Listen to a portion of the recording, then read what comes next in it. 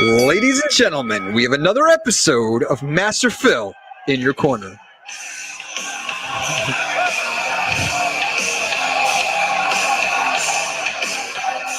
With your host, Master Phil. All right, everybody, how you doing today? Here I am, Master Phil, another episode of Master Phil in your corner with my partner in crime, Dougie Fresh Friedman. We're going remotely from Undefeated Media Studios, and today's special guest is extremely talented, beautiful, strong, nice. I mean, God, the accolades for her go on and on and on. And I can't wait for my audience to meet her. You know, it's pretty funny, Doug, that, remember we were very testosterone heavy on the show, right? True. And we were talking about, like, gosh, I know some really incredible women. I got to get them on because it's like everybody was a dude.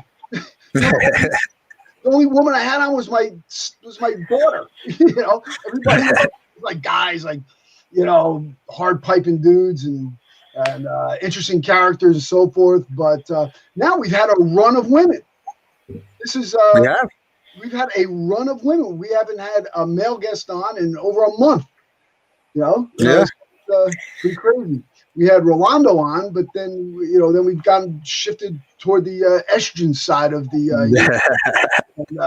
So we've been having fun with it. We've had some great. There's so many talented women out there that we got to bring them to the forefront, and especially when you're discussing fitness and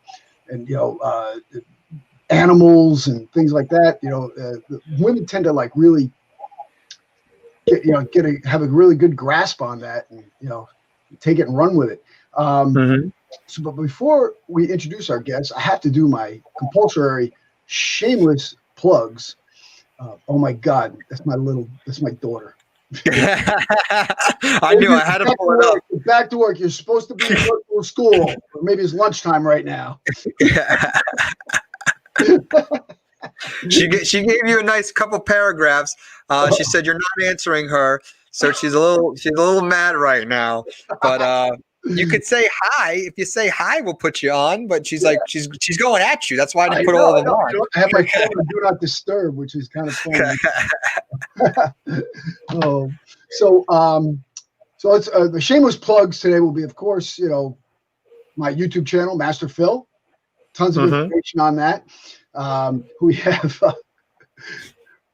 the Body Bell method, which is the only virtual certification for kettlebells, body weight, and dynamic tension. As far as I know, it's the only certification for all three of those components anyway. Learn how to be a minimalist. The direct site's up, kind of, right? We have a link. Yeah, so for now, they want to go to philross.com for all your stuff. Right. Yeah, everything's on philross.com. We have Survival Strong, the videos, the book. We have we also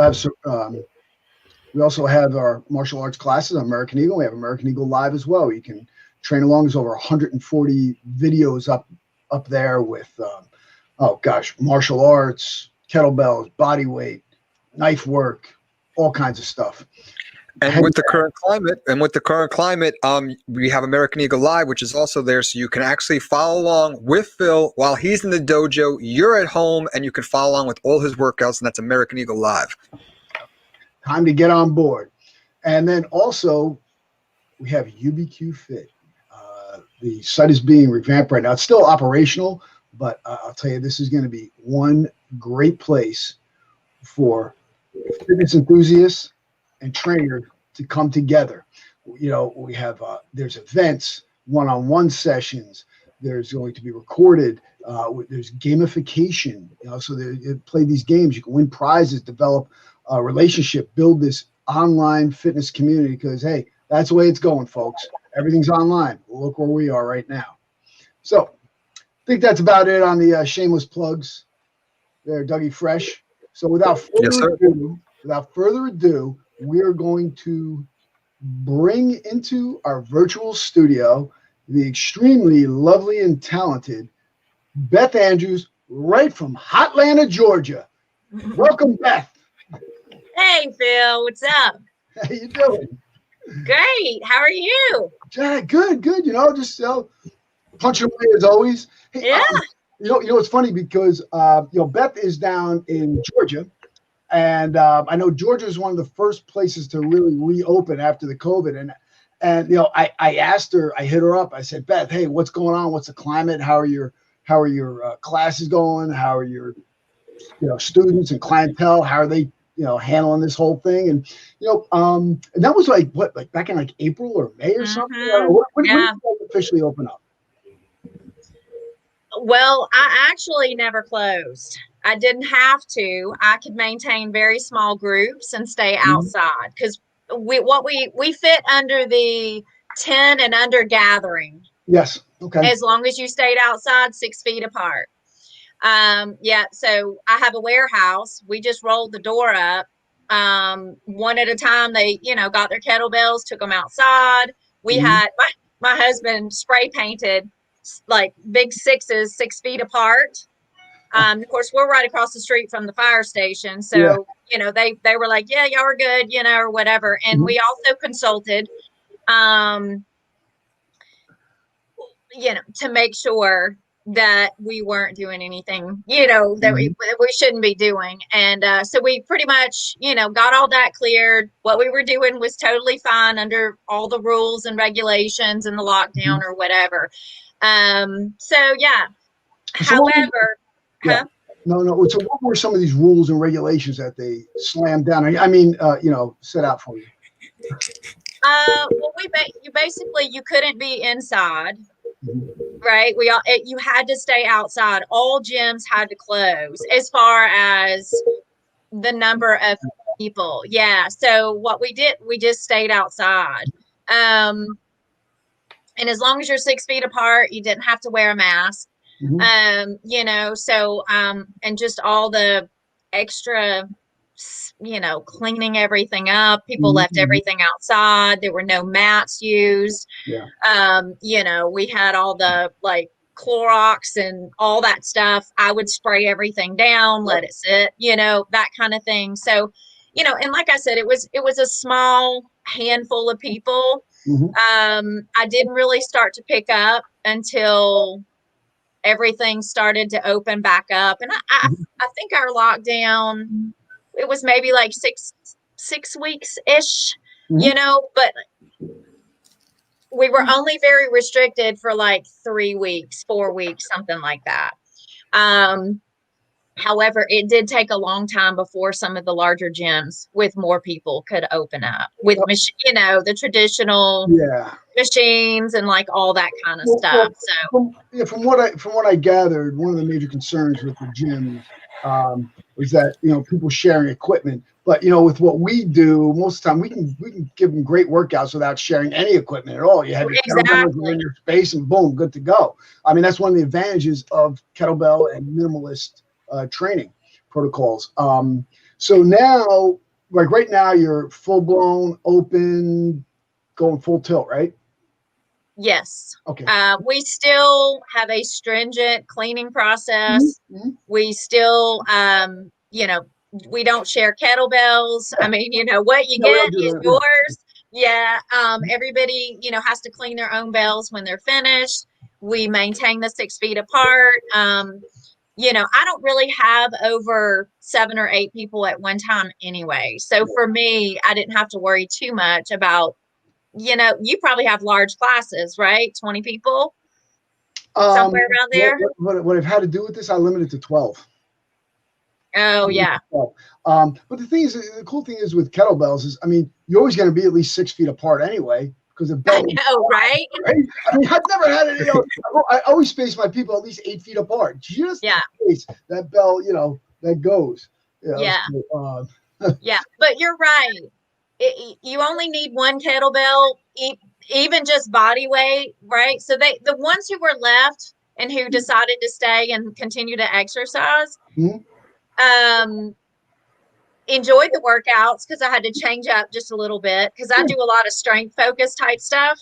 But they were like, that was so much fun. It was different, refreshing. And so we've actually kind of maintained some of that, Yes. Hey, look, simplicity is where it's at.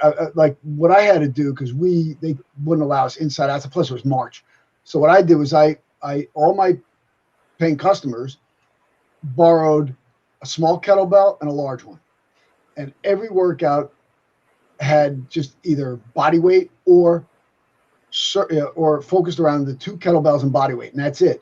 Man, we got strong. Yeah.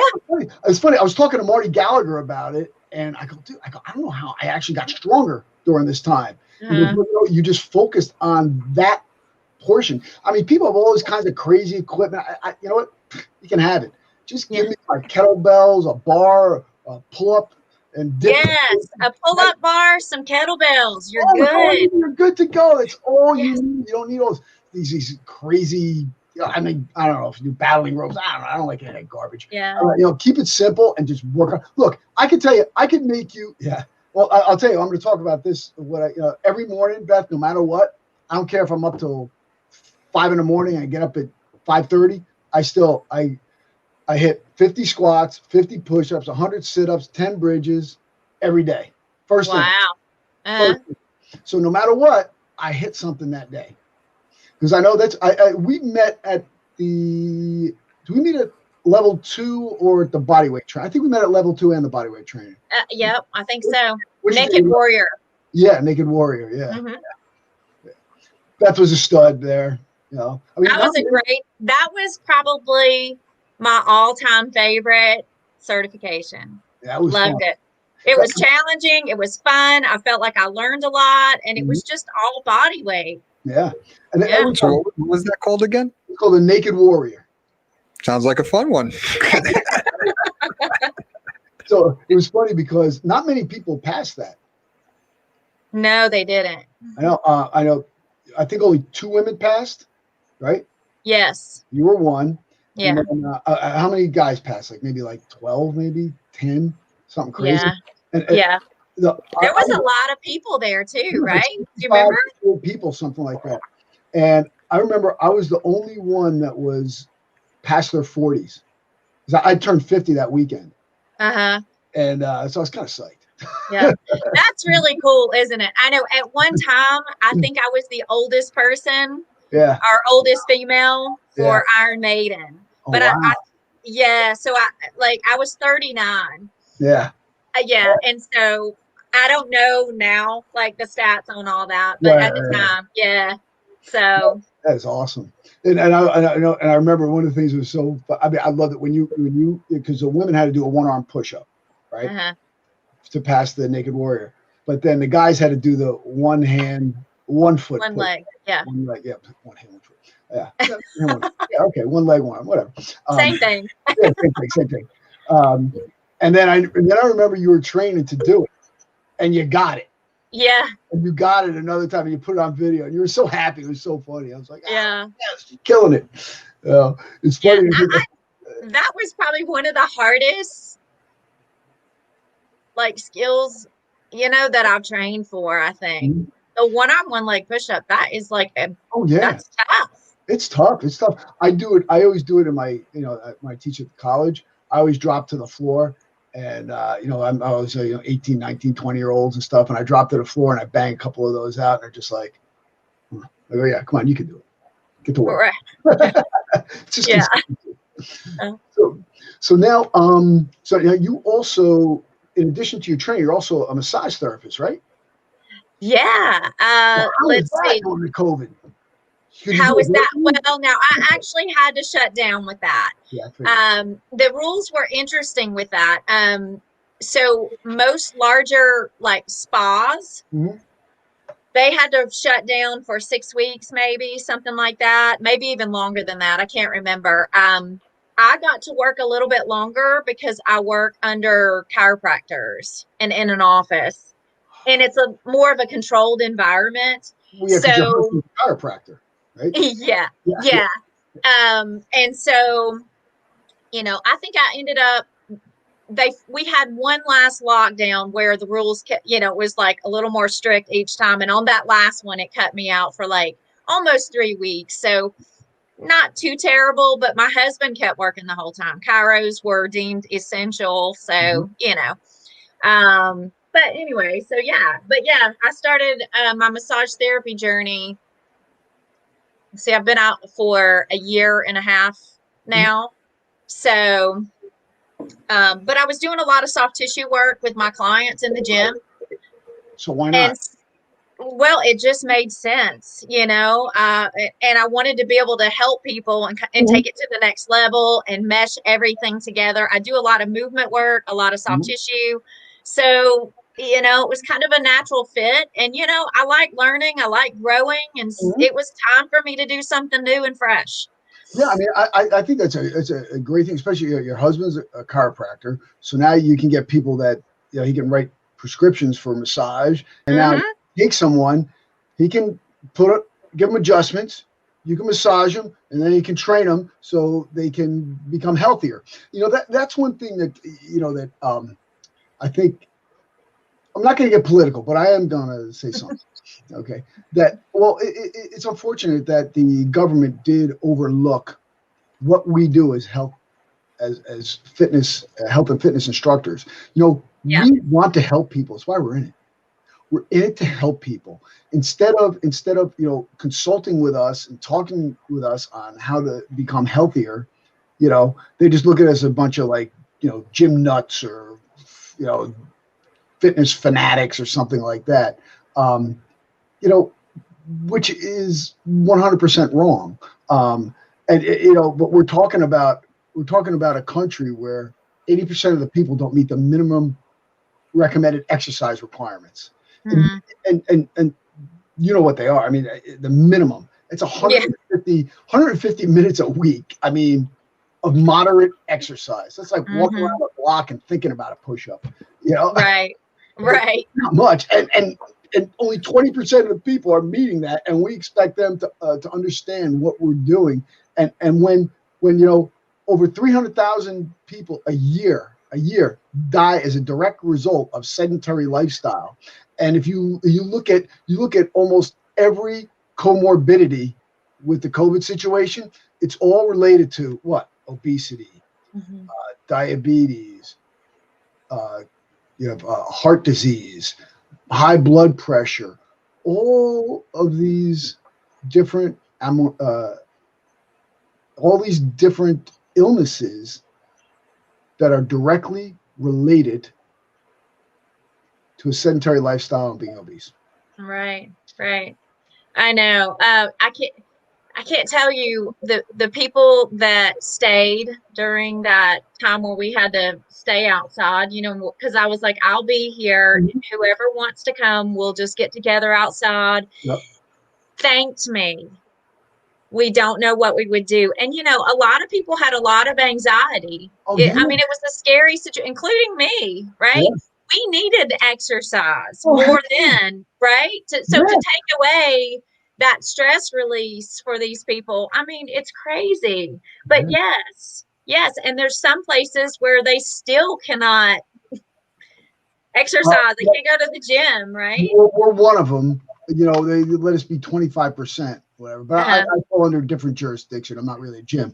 I'm an instructional fitness facility. So there you go. That's my story. There you go. Do it. I don't have memberships. I have instructional agreements. I did that a long time ago. But now, let me ask you this: how many of your clientele were afflicted with the COVID? One. And now, did this person recover? Yes, but she did not.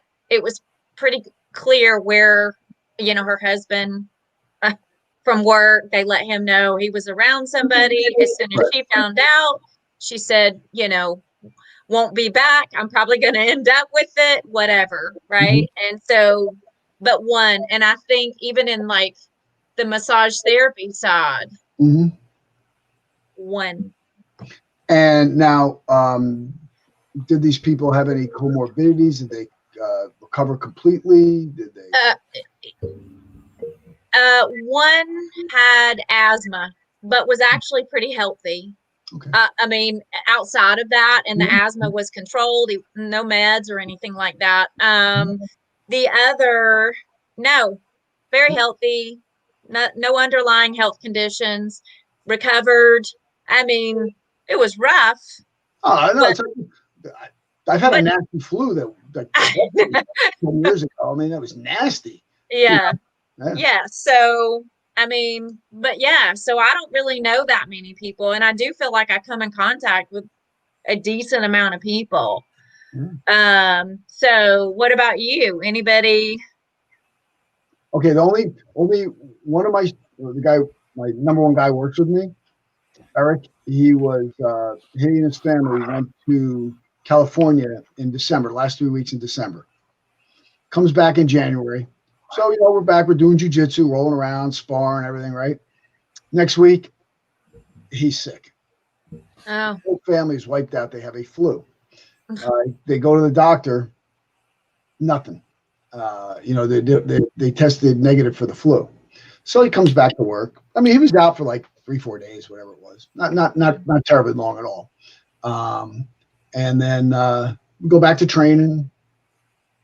And then the whole COVID thing hits in March. And I was actually in LA from the 15th. And I flew back on the 15th and got shut down on the 16th. So and you were about to go to Indianapolis too. I know. I'm supposed to be on what's his show? Pat McAfee's show. McAfee's show. I was supposed to fly to Indianapolis to be on his show, but that got canned. That knife commercial? Yes. He did a review of it on his show. Uh-huh. He was like, "Oh my God, this guy's nuts!" Stuff. I know, that was great. That was great. When I was flipping through it, I was like, and I flipped it back, and I was like, "Wait a minute!" Like, so anyway, I come back, and then we're shut down, and then my buddy goes and says, "Hey, I'm gonna go get tested." Because when they came out with the antibody test, both him and his wife tested positive that they had the antibodies. So also my department head at the college, she was out sick in January, February with the symptoms of this, but we didn't know what it was. Thought it was a regular flu at the time. So I'm like, let me go get tested. I go get tested, nothing. I'm like, this got to be wrong. So now I got tested. I think I got tested again at some point. Still nothing. So now I went up to see my son in Maine. He lives up in Maine. So I drove up to Maine, hung out, went to restaurants, bars, the beach, the whole thing. Come back. 2 weeks later, I drive my daughter to Florida because she's in school down in Florida now. Mm-hmm. And so, stopped in Georgia, South Carolina, right. No mask. I'm eating, drinking, going everywhere. Fly back. I'm like, okay, let me see. I go take the quick test, nothing. I'm like, whatever. Week later, I go again. I said, let me take the real test and get my blood drawn again. Nothing.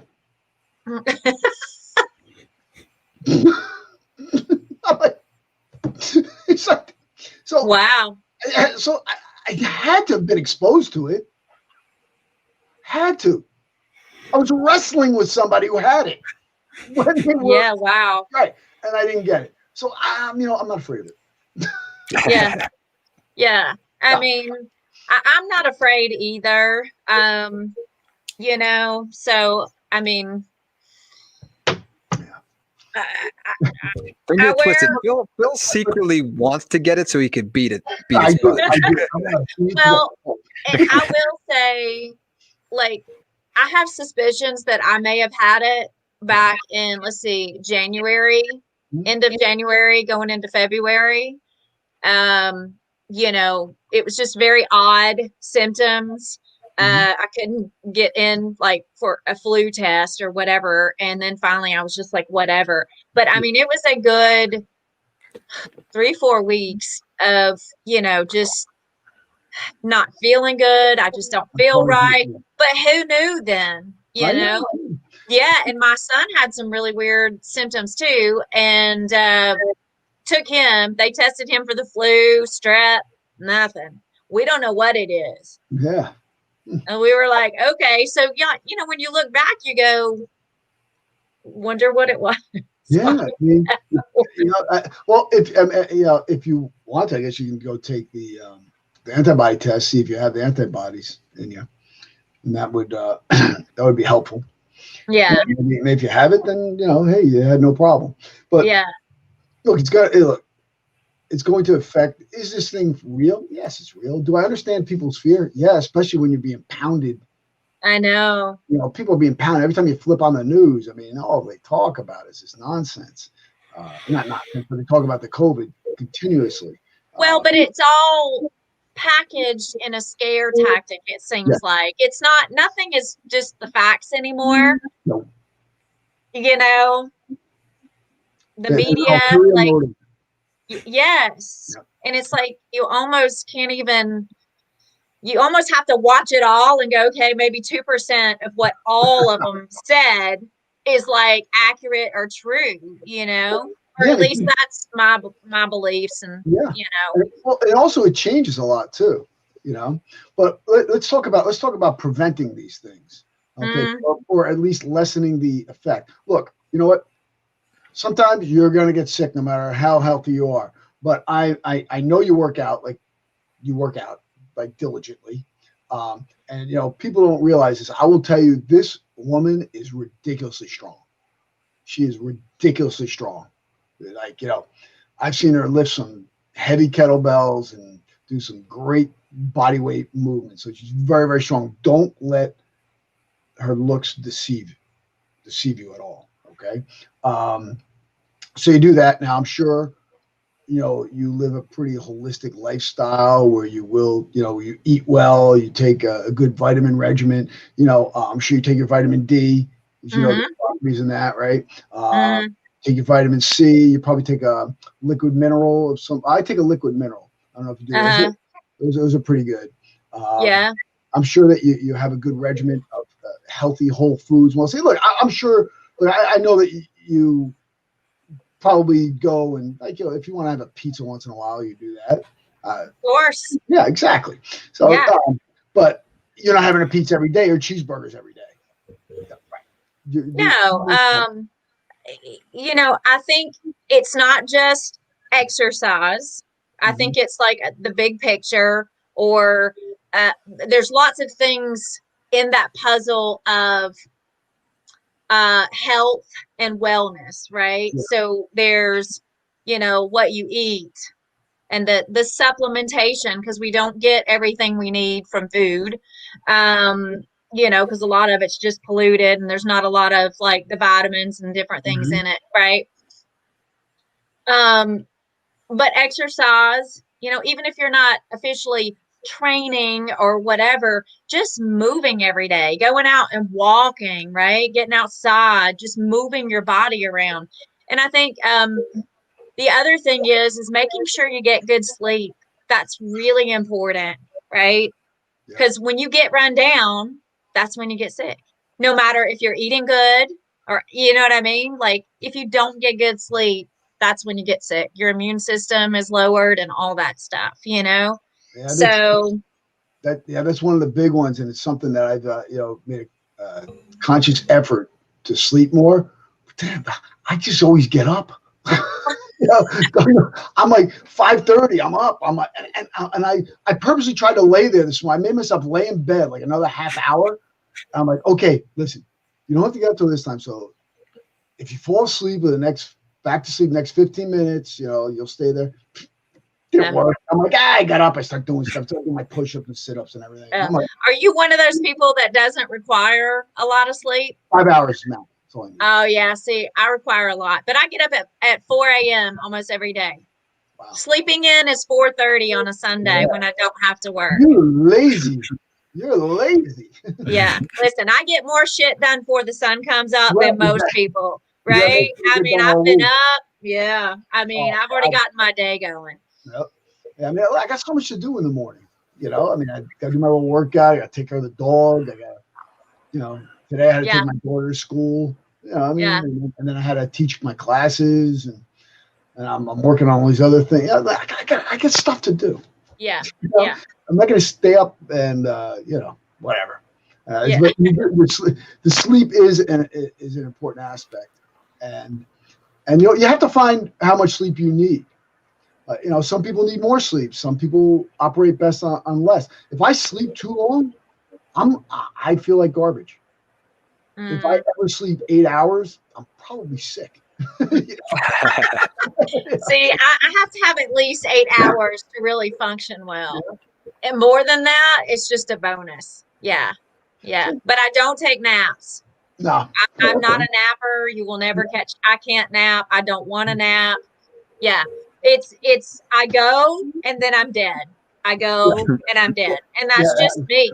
I've tried to find a balance. Nope. That's just me. And that's how I work. That is your balance. That is my balance. Yes. Balance. Look, balance is different. I'm the same way. I go 100 miles an hour and I crash. Yeah. Yeah. Get up, and I'm off and running again. But that's the way you operate, and you know what? That works for you. Yeah. Well, it works for you. So now, tell us a little bit about your training that you do at your studio. Well, we haven't really talked about that. We talk about everything else, and I tell you how strong you are, mobile and everything. But training that I do with my clients, I do group classes.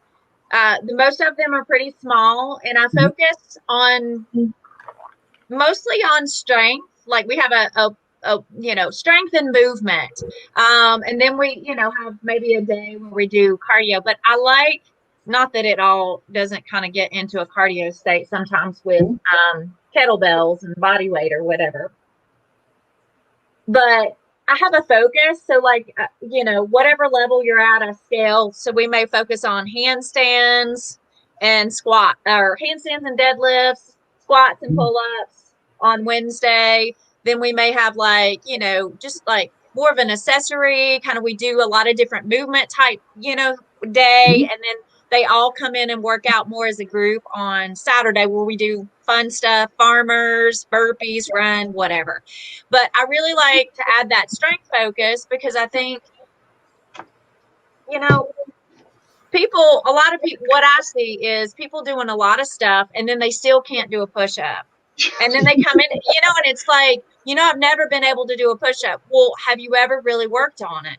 Well, they make us do whatever. No, you have to work on it. Right. So I kind of gear it a little more towards that. My training's kind of more like that too.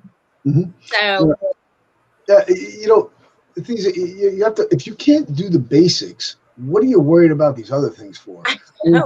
If you can't do a push-up and a squat and a bridge and a sit-up, come on, get the foundation for everything. And without that, you're never going to truly be strong. I know. I know. And especially as a female, I think that's really a passion of mine. Is it's empowering to share strength with people, or how to get strong with other females. Yeah. Because I think for a long time, and we're thankfully moving beyond girls just do cardio, all they do is butt and legs, and I'm like, well, if you want your butt and legs to look better, then your upper body needs to be strong too. If you're going to do, you know what I mean? You can't really, we're not trying to disconnect things here. So yeah. So I focus a lot on strength. Yeah. For that what's funny is that it's still that way though, because when I do more of the cardio aspects in class, the high reps, my women like it more. Yeah. When I do more of the strength-based stuff, my guys like it more. But I want them all to hate me equally as much. So I wave load and I cycle through, and I go, look, I go, here. The reason that you're here is because you won't do this on your own. Right. And that's why we're here. We make them get out of the comfort zone. But I love the idea. See, women need to be strong. Mm-hmm. Totally agree. Yeah, being strong is cool. I mean, you never see somebody say, "Oh gosh, look at how weak that person is. Isn't that awesome?" Right? You never hear that. And you say, "Gosh, oh wow, well, Beth is really strong. That's cool, right?" I mean, you never see the flip side. So, and to me, being strong is a choice. Mm-hmm. You know, Right. as long as you have everything working, there's no reason for you not to.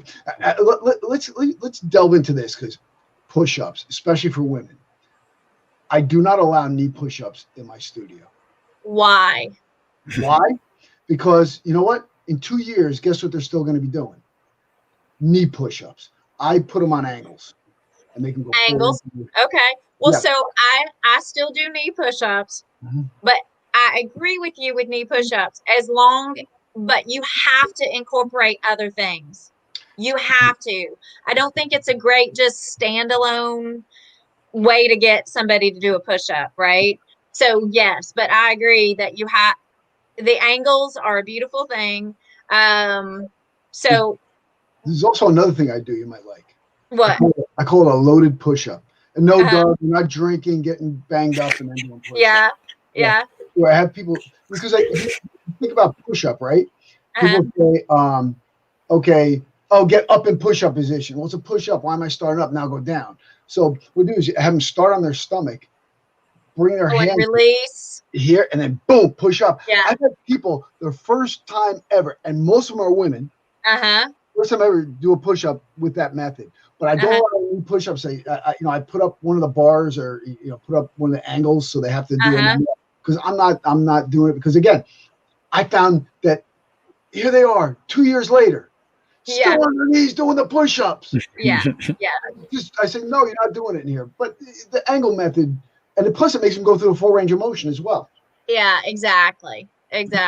So yeah, I just mix it up a little bit more, but yeah, I would agree. As a whole, I would agree. Yeah. I feel like the loaded push-ups too mentally get you prepared, because you're not starting up and then like struggling to go down to pop up. Mhm. You're just like, oh, I just got to get up. Right. Well, whether they're on their knees or on their feet, I start them from the floor up. Good. Right. Push up. Yeah, and like getting set, getting their elbows in, right, and like exploding from the floor and learning to maintain tension. Whether they're on their knees or on their feet, that's how they learn, is from the bottom, not from the top, because that's part of the problem with push-ups. They go halfway down, and and everything just gets like totally out of whack from that point. Like so I like from the bottom up. Yeah. Yeah. So you know what I've done too, when they're ready to go up, I do bottom up and I'll do top down. I train the pistol the same way. From the bottom. Yeah, from the bottom and from the top, and you meet right. So, but with the push-ups, when they're starting to get down, what I do is I'll put something underneath them. I tell them, hey, we're going to train at home, put some books there, right? Go down to the book. You give them a target. When you give people a target, they seem to hit it a lot easier. Now they're going down farther than they were before, because they got a target. And then we just put books away. Put books away until they can go all the way down. Right. So, now on the target, I have these long boxes that literally people, I mean, they're long. They probably would go from your knees up to your head, and they're about like this wide. Yeah, and I've had people literally lay on their stomach, come down, up, and tap the box and push back up, and then we lower the boxes. So that kind of fits in your concept, especially once they get to a certain level, right? Yep. Yeah. I mean, look, we're skinning the cat different ways, right. But the cat it's just those few people sometimes you have to get that they don't fit in the progressions, so you have to get creative. Yep. Right. Yeah. Absolutely. You know what though, and people who don't know push-ups can't tell what you're doing, even when you're demonstrating it. You're demonstrating it perfectly. Why? Because your elbows are in and your lats are engaged. I can see your lats are engaged right when you're just showing me here. Okay, and this is the one thing I taught 2013. I taught a seminar down for the ACE Symposium, and I was doing a seminar on push-ups, and I had 55 people in the room.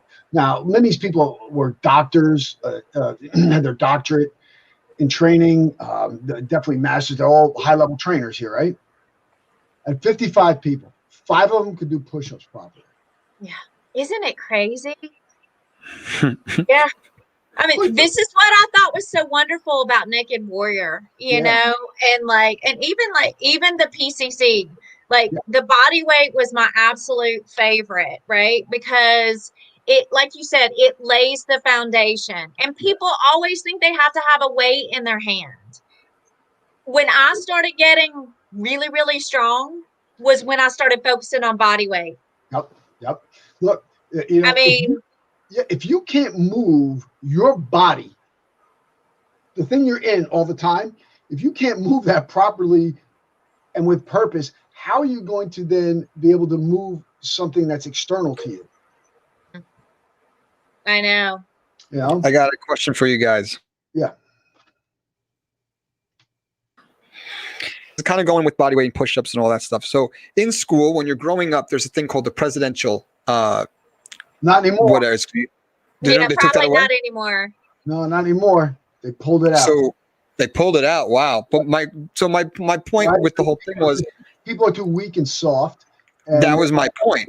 The presidential, you got the award if you completed all the tasks. You had to run a mile in 8 minutes. You had to do like 50 push-ups. You had to do a certain amount of sit-ups. And there's these tasks. And if you did all the tasks, you got a nice diploma. You won the presidential. Yeah. So my whole point is, and I'm sure you guys do it with training too, is that the presidential is probably just a little bit too tough, especially with the, we're getting softer and softer every generation. But maybe if there was something in the middle, so you gain that confidence. Maybe if you were doing 5 push-ups and you won, like, not an award, but maybe if you were Secretary of State, maybe.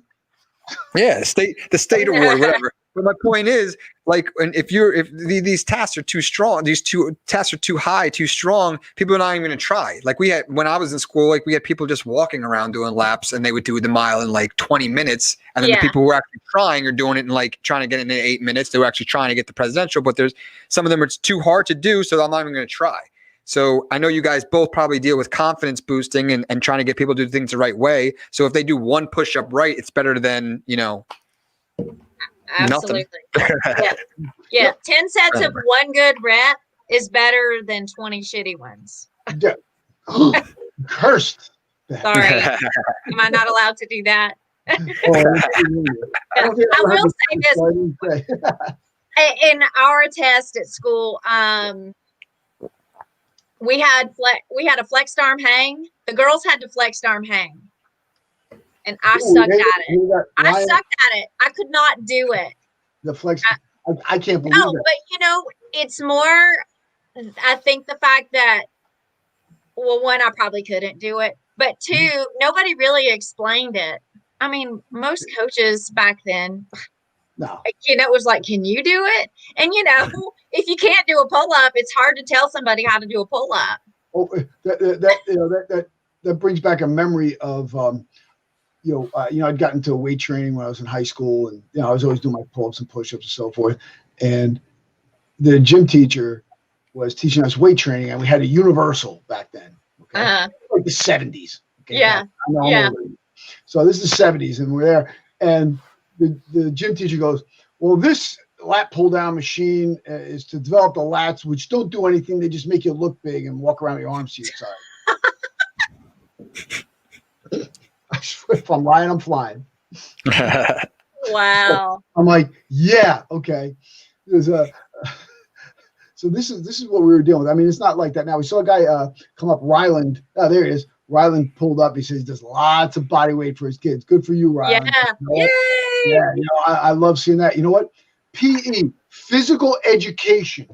That's what it's supposed to be. You're supposed to educate your body, okay? Physical education. These kids need to be doing their basics. I mean, because I teach at the college, and you know what? We have our warm-ups, and they're doing their push-ups, they're doing their sit-ups, they're doing their bridges, they're doing their squats. You have to do them. It's the basic movements that we need. Right. Right. I do think body weight just lays the foundation for everything, and it's hard. Body weight is more of a self-correcting form of movement or training, whatever you want to call it, because it's hard. It's hard to do a push-up if you lose your core. Now I know people still do it all the time, but usually you pay for it. Mm-hmm. The pain goes right to your back, and then they have to go see I know your shoulders hurt. And then they get a massage from you. Yeah, exactly. Yep. But the thing that the people have to understand is that you have to have this base. Okay. And the thing is, the cool thing to me about body weight is, you know what? You always have your body with you. There's always a floor around. Right. I have yet to be in a place where there's no floor. I haven't traveled to outer space. So there's floors wherever I am. So you can work out. It's funny. My son and I were down, I think it was 2016. We went for a family fishing trip down in Florida. And we're in a hotel. And we look at each other. We're going to go down to the gym. We go down to the gym. It was so lame. All they had was cardio equipment, some 10-pound weights. I look at him, he looks at me, I go, let's go back to the room. We'll do a body weight workout there. Yeah. Between the chairs, pull-ups on the door. You throw a towel on the door and do the pull-ups on the door of the bathroom. We had this killer workout, handstands, by the wall and so forth. Yeah. You can work it. I mean, I had such a great workout right there. And I'll tell you, I always carry a jump rope with me too. Do you skip rope a lot or no? I don't. I don't know. I'm kind of dealing with some pelvic floor issues. You've had a couple jumping around. Yeah. I had ginormous babies. And so I don't know. Jumping rope, just, it's it's one of those. But no, if I could, would I? Yes. Yeah. I'll tell you what, I think you would be able to, I'm telling you, you can train yourself out of that, I bet you. I bet you can train yourself out of that. Because I have this one woman who had 4 kids. She's RKC too. She trains with me a lot. And she can skip rope now like 300, 400, 500 in a row now without having to go. Wow. I'm doing a lot of stuff like physical therapy and some different things, right? So we'll see, so I hope I can get back to some of that stuff, but this is, I'm not the only one, and there's a lot more awareness around this issue, so that'll probably be my next venture. Figuring out, I have full confidence in you. You will figure this out. Yeah. So when you see me jump rope again.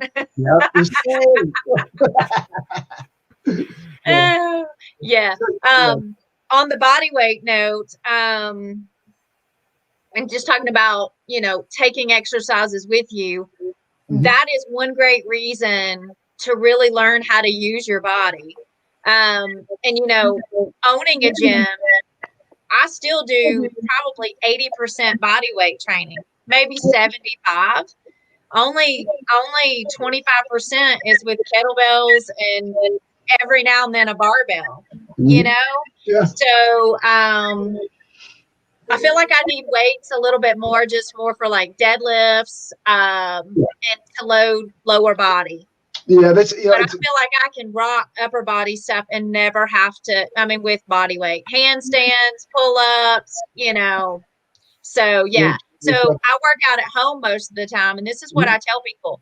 Even though I have a gym, I don't go to the gym. I don't have time to go to the gym except to work. So I have a pull-up bar. So when you said all you need is a pull-up bar and some kettlebells, and I don't have every kettlebell at home. I have 4 kettlebells. I work out at my house almost every day. I might make it to my gym one day a week. It's funny because I have a similar situation, but I do have like today, example. I have like 0 time today. Between we're doing the podcast, I had teaching my classes, I have online virtual meetings, and then then I have to get my daughter. Then we start here from 4 o'clock to 8 o'clock. I'll be slammed. Yeah. So what am I doing for my workout? Well, I did my workout this morning, but on my little breaks, I'm doing it. I think I'm up to 5 sets so far. I have a decent sized bell. I'm hitting 20 swings, flip it up to goblet squat, 10 goblet squats, jump, do 14 pull-ups and 25 dips. And every break I do that. So I'm on my 5th set right now. I did 5.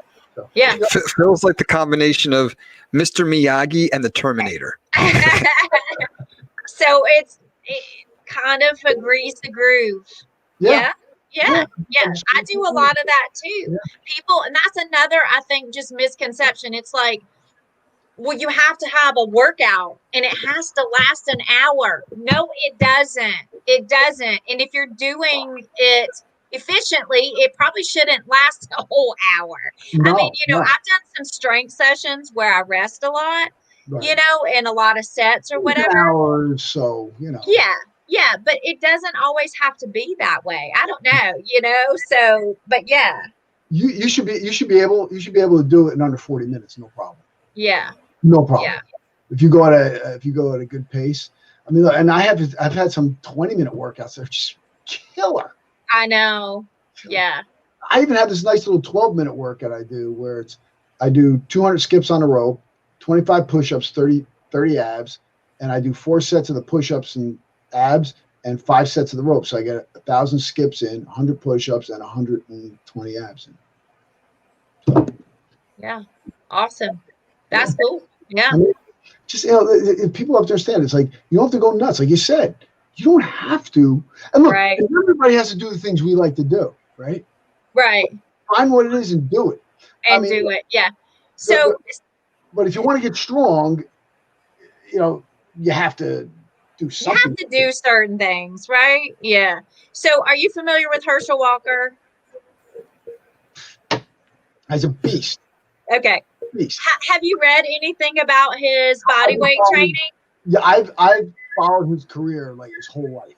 Yeah, well, I'm married to a Georgia fan, so we had to take our son to all the games, and he grew up going to all the games. But anyway, so Herschel Walker, but I love just the way he works out and his story around body weight, and he still does body weight training. Yeah, and he's a beast, like you said. It's phenomenal. We're the same age, and I mean, I think he does like 1,500 push-ups a day, something like that. Yeah. Yeah. I mean, no, he's crazy. Yeah. Yeah. I mean, and the guy is just built. Yeah. Yeah. And that's with no equipment. I mean, that's what I'm saying. You don't need all of this equipment. I've always had the minimalist mindset, and I know you have that as well. And just hearing you talk, it's about the knowledge that you bring to people. It's about the inspiration, the challenging. Because I know I'm again, you have people of different abilities in the same class. Before, so I know that I will jump to the conclusion, make the assertion that you are including regressions as well as the progressions in the same movement. Right. And so maybe you want to talk about that a little bit. So maybe not everybody knows what regressions and progressions are. Right. And I do think that this is a really important point, like for body weight training, because I think people don't know what to do. It's really weird because it's like, how can you not know how to put a body weight training plan together? Right. Yeah. And I think they think you have to do pull-ups. You have to do, you know what I mean? They don't know how to regress it or to make it more challenging. And I do think it's educating people. Yes. So, I train a lot of people online and they'll say, but I don't have any equipment. I'm like, okay, well, let's go. We're good. However, I do say, are you willing to get a pull-up bar? Because I think with body weight training, it's a pull, it's a balance, right? So, but yes, knowing the regressions or how to make it more challenging just by moving your hands around, you can shift, you can change your grip, and knowing, like you said, that, okay, well, if you want to do a pull up, let's back this out. Where do you start? Horizontal rows or like whatever, So yeah, I do a lot of that at my gym and scale. Oh, that's excellent. That's excellent. Yeah. And yes. then you also do this on your in your online training with your clients too. Yes. And usually if they don't have any equipment, they get a pull-up bar. And eventually most people want to learn how to use kettlebells because they don't have to buy a ton of equipment. No. And they're just fun. You can do lots of different things, I mean, I think when I first got involved with kettlebells, that was the biggest thing. It was fun. You could kind of, right? oh gosh, yeah, and I was like, got this massive sweat, and I wasn't even like running or jumping around. It was crazy. You don't have to run. No. And you know how many people can't run because of their knees or whatever, right? And it's like, oh yeah, this is perfect. Just, get a kettlebell. So usually I expand their little home, gym or whatever. And especially once I show them my gym and I'm like, look at what I work out with. It's okay. It's okay. Like, you can make it work. And this is the coolest part. People who are in my gym and people that train online, when they travel, they know how to do a workout on their own. I'm real big on educating people. This is how you do it. And it's so empowering, especially for females to go, I did a workout by myself. I put it together. What do you think? Right? It's like, I absolutely love that because when I first got into this, or exercise, and I hired a trainer and all that kind of stuff, it was just empowering to know that I knew what I was doing. Because before that, I would have people come up to me in the gym, would you want me to show you that? I was a little kind of like, you're a little skittish about doing things because you're like, am I doing it right? Or what? And I was really young because I started training really young. But it was learning actually how to lift, how to strength train, how to get stronger. And once you teach people that they can get stronger, they usually don't look back. They're like, they want more. And that's what keeps them going. Not these programs that I'm not saying you shouldn't focus on physique or leaning out or anything like that. But, your body goes through cycles and changes and whatever, right? And the one thing that you do have is getting stronger, getting better at a skill, whatever. You have that will always be with you because no matter where you are, you can always work on getting better at things. Yeah, you bring up that self-efficacy. When people have that and they know that they can do it, they feel so accomplished. There's also many studies that show like people at work in a specific job. It's not so much, sure, everybody needs to get paid, but if you can give them something that they can take pride in, they have self-efficacy, they have control over it, they contribute to it. That means a lot more than just a title or a couple extra dollars in your paycheck. Yeah, exactly. And this is what you're giving the people. You're giving them those tools. You're equipping them with the tools to be successful. And, right. You can't put a price tag on that. No. And, it filters over into every area of your life. I feel like it's empowering. You feel like, okay, well, I could do this. I've conquered this. I can go out and do that in a different area in their life. Right. So so I love my job. I love what I do. Well, we can definitely tell that. Yeah. And you're excellent at it. Now, Beth, do you have anything that you're promoting right now? You got any workshops coming up? You got your online training you would like to let everyone know, or they can get in touch with you? Okay. Well, so online training, I pretty much, people just message me through Facebook and Instagram. Okay. So I train people all over the place, which is a lot of fun. Yeah. And so you just pretty much hook up with me.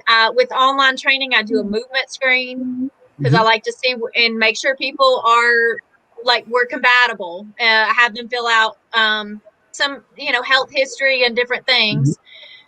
And I put together movement and whatever their goals are and help them prioritize goals because sometimes that can be an issue, right? People don't understand that by working on strength, you will accomplish a lot of other things. Right. So I kind of go through a little process with people. I do the same thing at my gym, but yeah, for online, hit me up. You know, do a lot of movement work, a lot of soft tissue work I teach online for people, strength programs, you know, whatever. So, and I use the equipment you have access to, even if that's no equipment, meaning just your body, or your gym or whatever. So I make it really simple and easy. So, but the workouts, huh? but the workouts aren't easy. No, but the workouts aren't easy. No, no. So all you have to do is show up and do it, because, and I do think that what I hear from people often is, I don't know what to do. It's not that they couldn't pick a bell up and do swings or whatever. They don't know how to put like a productive plan together to reach goals, because anybody can really work out and make themselves sweat, which is great. Mm-hmm. Yeah. So if you need a plan, you're wanting to get better, wanting to get a pull up, a pistol, you know, learn how to do a push up, or, you know, even just learning how to exercise and work out on your own, you know? So, so that's online training. All right. Well, yeah. You know, it's great to see you. Great to have you on the podcast. You're an awesome guest. We're going to have you back when we'll get something else going on. You know, we're always doing stuff. And guys, also, if you have any questions, feel free to hit us up later. And, you know, if you want to catch Beth, just go to go to her Facebook, go to her IG, or hit her up at her gym. And, you know, it's been great having you, Beth. Thanks for having me. I enjoyed it. My pleasure. Okay, guys, this is Master Phil from Master Phil in Your Corner, signing off. Strength and honor. It's another round of Master Phil in Your Corner.